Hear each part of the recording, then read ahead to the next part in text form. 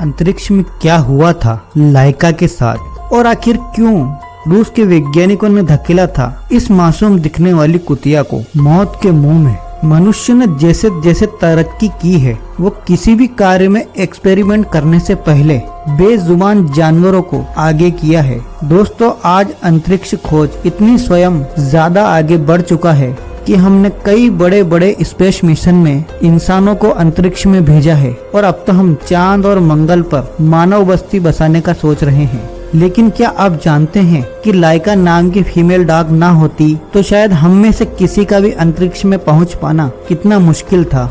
जहां लाइका आज दुनिया की पहली जीवित प्राणी थी जिसने एक लंबी अंतरिक्ष यात्रा की थी। लेकिन क्या लाइका खुशकिस्मत डॉग थी, और कैसे थे लाइका के जीवन के आखिरी पल जिसमें वो चाहकर भी अपनी दर्दनाक कहानी किसी को सुना नहीं सकती थी, और क्यों लॉन्च के एक दिन पहले इस मिशन के साइंटिस्ट वॉर्ड मील लाइका को अपने घर ले गए थे। ये सब जानने के लिए वीडियो को अंत तक जरूर देखें।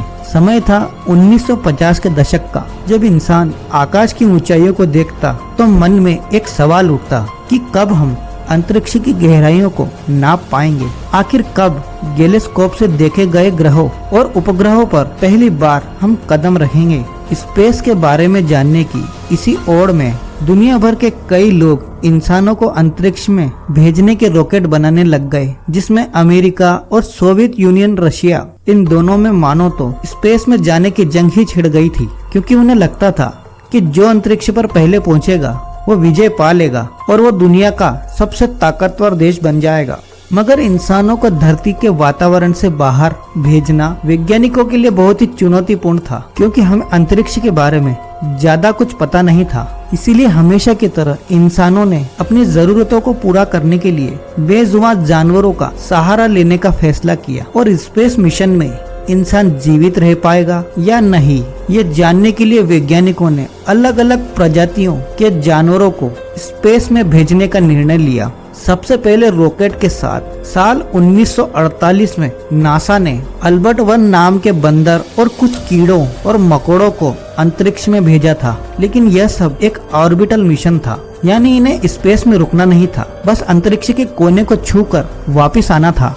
फिर आया साल 1957, जब रशिया अपने सोवियत प्रोग्राम के चलते अंतरिक्ष में भेजने के लिए स्पेस क्राफ्ट डिजाइन कर रहा था। वहीं लाइका मॉस्को शहर के सड़कों पर आवारा कुत्तों की तरह रहती थी। उस समय लाइका की भी उम्र महज 3 साल थी, और उसे इस बात का बिल्कुल भी अंदाजा नहीं था कि जीवन का यह साल उसकी पूरी जिंदगी ही पलट कर रख देगा। इसी बीच 4 अक्टूबर 1957 के दिन रशिया ने अपने पहले सैटेलाइट रॉकेट को सफलतापूर्वक लॉन्च करके उसे फर्स्ट ऑर्बिट में भेज दिया था। मात्र 23 इंच डायामीटर वाले लोहे की बॉल पर चारों ओर वीडियो एंटीना लगे हुए थे। हालांकि इस सैटेलाइट में ज्यादा तो उपकरण नहीं थे, लेकिन रशिया के लिए यह एक बहुत बड़ी जीत थी, क्योंकि इस मिशन से उन्होंने अंतरिक्ष में चल रही रेस में पहली बाजी मार ली थी। जिसके बाद रशिया के वैज्ञानिकों में उत्सुकता बढ़ने लगी, और अमेरिका स्पेस एजेंसी नासा ने सोचा कि क्या होगा अगर हम इसी सैटेलाइट में किसी जीवित प्राणी को अंतरिक्ष में भेजें। और काफी रिसर्च करने के बाद वे इस निर्णय पर आए कि कुत्ते को अंतरिक्ष में भेजेंगे, क्योंकि डॉग्स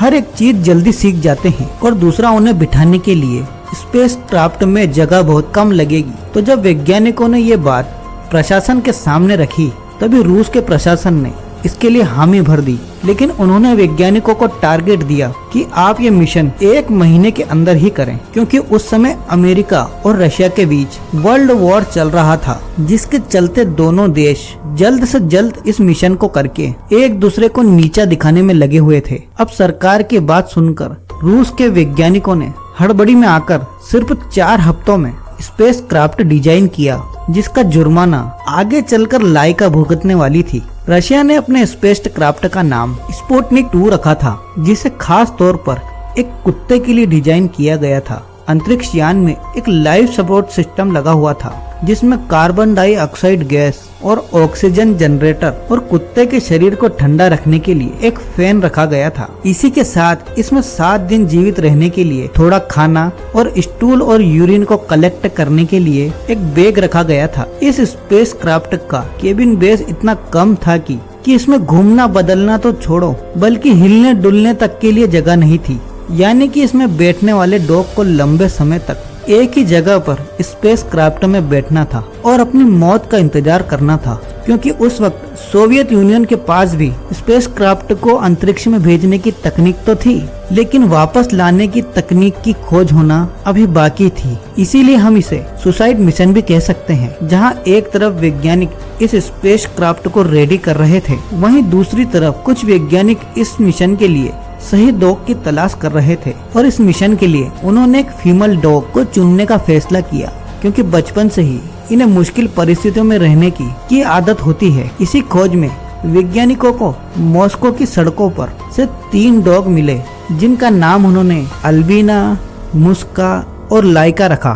फिर इन तीनों को ट्रेनिंग के लिए ले जाया गया, और जैसे हमने आपको पहले भी बताया कि स्पुतनिक 2 का केबिन बहुत ही छोटा था, इसलिए वैज्ञानिकों ने इन तीनों को 30 दिनों के लिए एक छोटे से केबिन में रखा, ताकि जब स्पुतनिक 2 के केबिन में बैठे तो घबराकर उछल कूद ना करें। फिर उन्होंने इन तीनों डॉग्स को सेंट्रीफ्यूगल में बिठाकर रॉकेट लॉन्च किए। मिशन के दौरान उनका क्या हाल होता है वह टेस्ट किया। उन्होंने इनको एक ऐसी मशीन में बिठाया जो स्पेस क्राफ्ट जैसी आवाज करती थी। इस दौरान इनके फॉल्स ब्लड प्रेशर को भी मॉनिटर किया जाता था। और ट्रेनिंग के दौरान वैज्ञानिकों ने इन तीनों डॉग्स में से लाइका नाम की डॉग को स्पुतनिक 2 में बिठाकर अंतरिक्ष में भेजने का निर्णय लिया। अब स्पेस क्राफ्ट भी रेडी था और लाइका भी अपने मिशन पर जाने के लिए तैयार थी। लेकिन लॉन्च के एक दिन पहले मिशन के साइंटिस्ट डॉक्टर बालवीर लाइका को अपने घर ले गए और एक तरह से खेलने कूदने का मौका दिया। इसे लेकर उन्होंने अपनी किताब में लिखा था